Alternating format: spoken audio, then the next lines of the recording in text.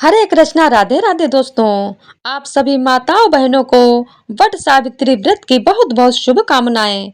हर साल ज्येष्ठ अमावस्या के दिन वट सावित्री व्रत रखा जाता है। कुछ जगह पर इस व्रत को ज्येष्ठ पूर्णिमा के दिन भी रखा जाता है, जिसे वट पूर्णिमा कहते हैं।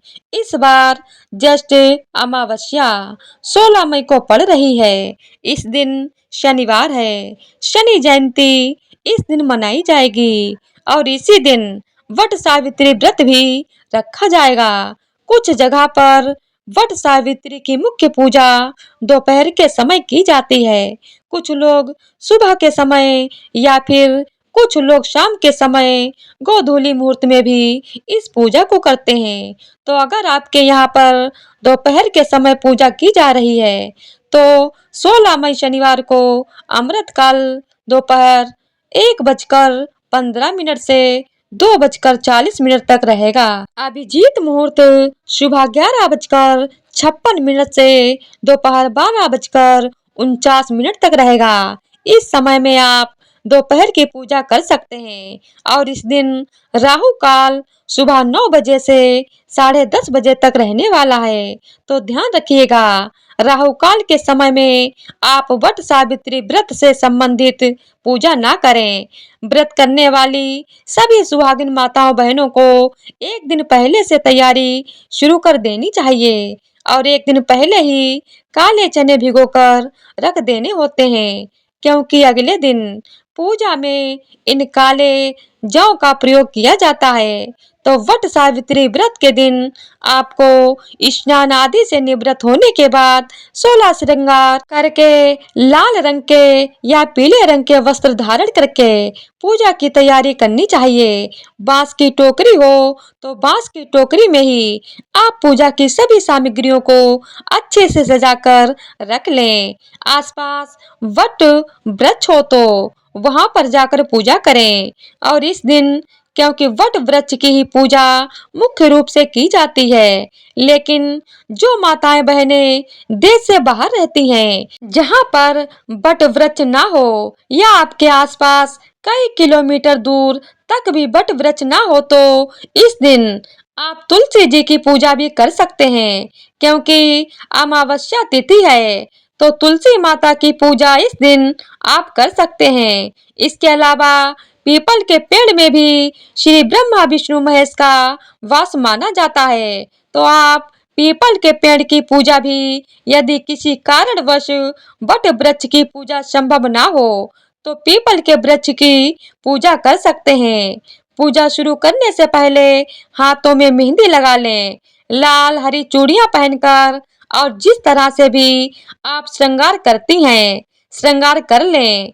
पैरों में महावर आदि लगा लें, आलता लगा लें, यानी कि पूरी तरह से सज धज कर इस व्रत की पूजा को आपको करना चाहिए। इसके बाद आपके आसपास जहाँ कहीं भी वट वृक्ष हो, वहां पर पूजा की थाली लेकर जाएं या बांस की टोकरी में आप सभी पूजा की सामग्री को लेकर जाएं।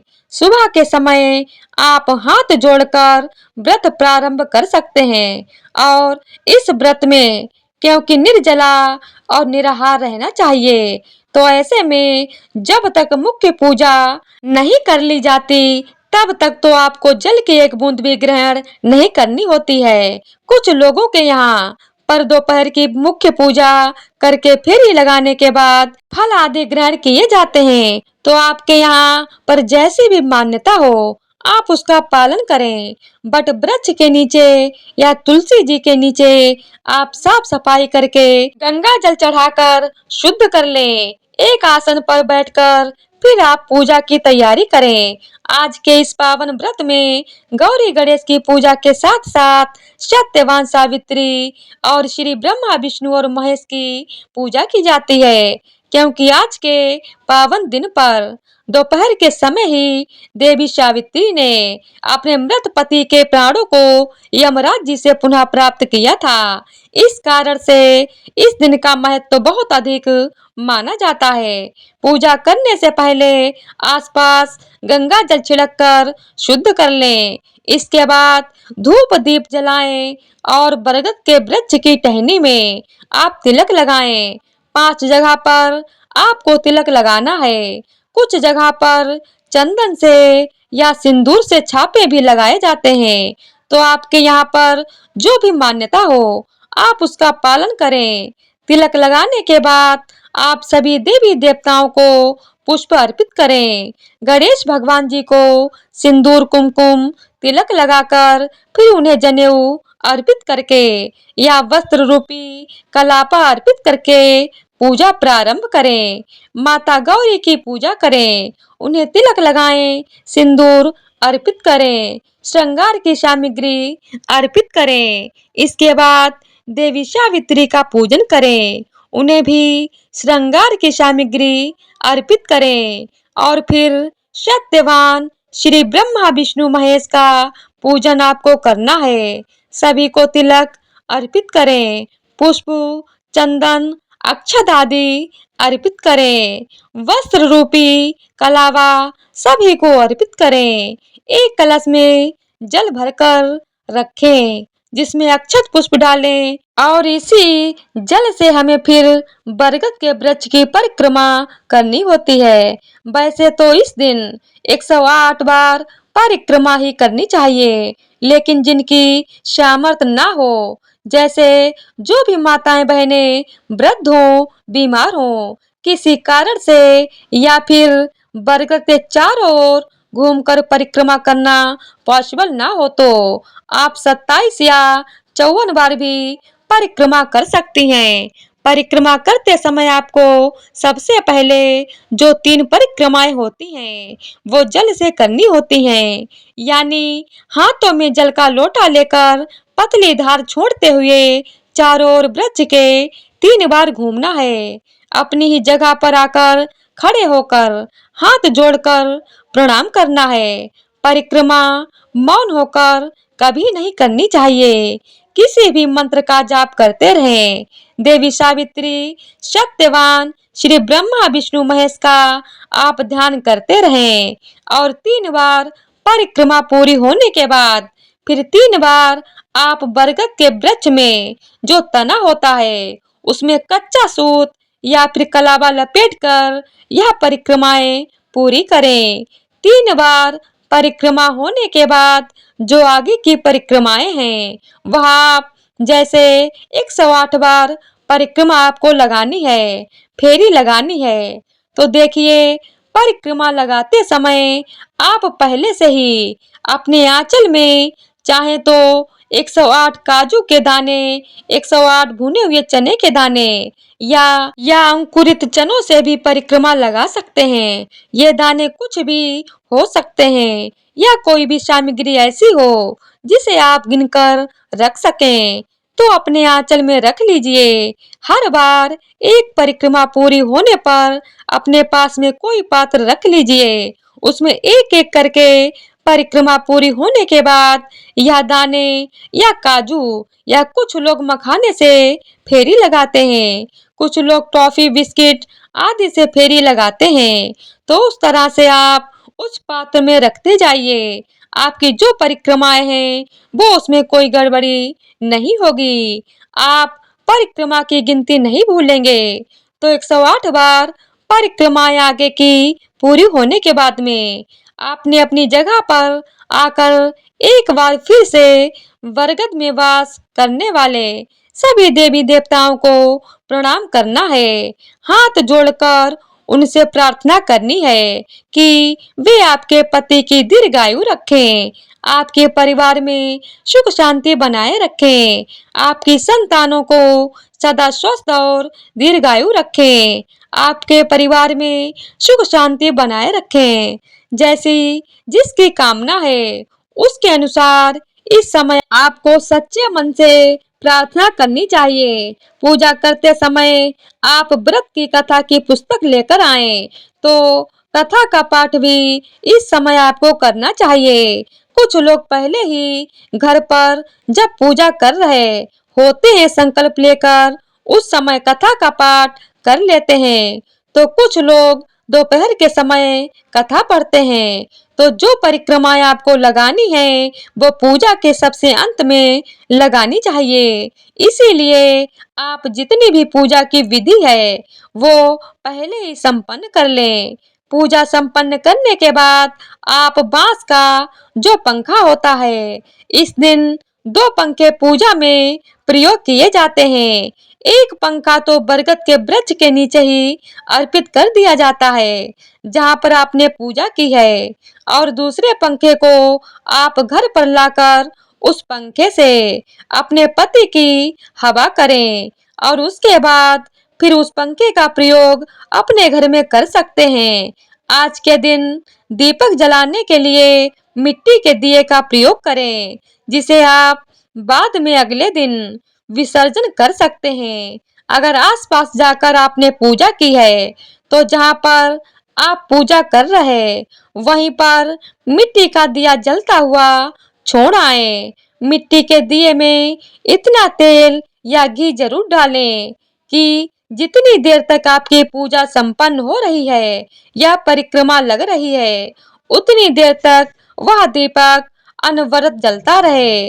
आज की पूजा में बहुत से लोग पहले से ही या एक दिन पहले से ही या फिर उसी दिन सुबह सुबह मिट्टी से सत्यवान सावित्री की मूर्ति बना लेते हैं, प्रतिमा बना लेते हैं, फिर उसका पूजन किया जाता है। अगर आप ऐसा नहीं कर सकते तो बरगद के पेड़ में तने में आप चाहे तो चावल को पीसकर उसमें पानी मिलाकर उससे आप प्रतिमा बना सकते हैं, अंकित कर सकते हैं वृक्ष पर, या फिर आप चंदन से या सिंदूर से भी प्रतिमा बनाकर उनका पूजन कर सकते हैं। मन में आप सत्यवान सावित्री का ध्यान करें क्योंकि यह पूजा सुहाग से संबंधित होती है। तो इस दिन आप माता सावित्री से सुहाग भी अवश्य लें। माता सावित्री को आप श्रृंगार की जो भी सामग्री अर्पित करती हैं और सिंदूर अर्पित करती हैं तो उस सिंदूर को अपनी मांग में 7 बार लगाएं और आशीर्वाद रूप में आप अपने पास कुछ सामग्री घर में जरूर लेकर आएं। जो भी माता को आपने श्रृंगार की सामग्री चढ़ाई है, चूड़ी, बिंदी, सिंदूर, मेहंदी, काजल या महावर आदि, उसमें से कुछ ना कुछ अपने पास लेकर आएं। बाकी सामग्री को आप वहीं बरगद के वृक्ष के नीचे छोड़ दीजिएगा। और अगर आप घर पर इस पूजा को कर रहे तो पूजा संपन्न होने के बाद अगले दिन चाहे तो उस दिन भी कुछ लोग सुहाग की सामग्री दान में देते हैं, लेकिन जो पूजा आपने यदि घर पर की है तो उस सभी सामग्री को यथावत रहने दीजिए और अगले दिन फिर किसी सुहागिन महिला को जो निर्धन हो, योग्य हो, तो उनको आप इस सुहाग की सामग्री फल, मिठाई, दक्षिणा आदि के साथ में दे सकते हैं।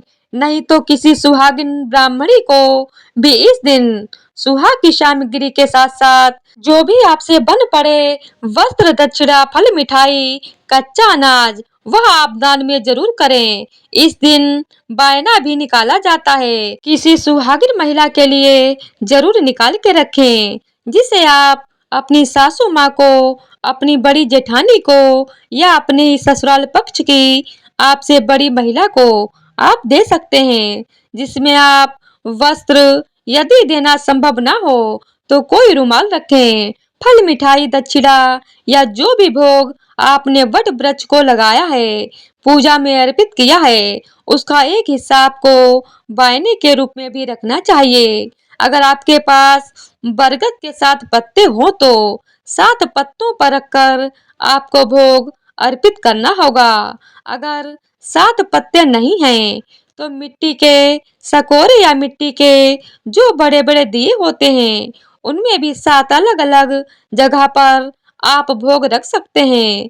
जिस भोग में आपको काले भीगे चने रखने हैं, कुछ जगह पर इस दिन मीठे गुलगुले भी अर्पित किए जाते हैं। तो काले भीगे चने और मीठे गुलगुले खाकर ही जल के साथ उन्हें ग्रहण करके ही यह व्रत खोला जाता है।